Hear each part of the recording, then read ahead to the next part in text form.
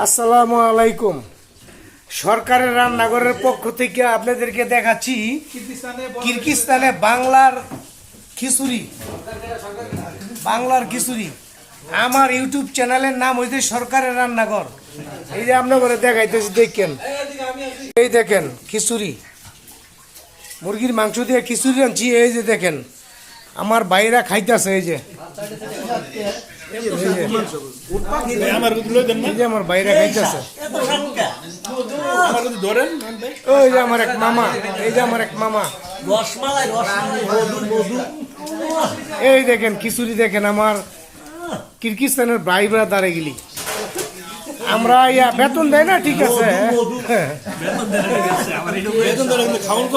খাউন ঠিক আছে। এই দেখেন অবস্থা,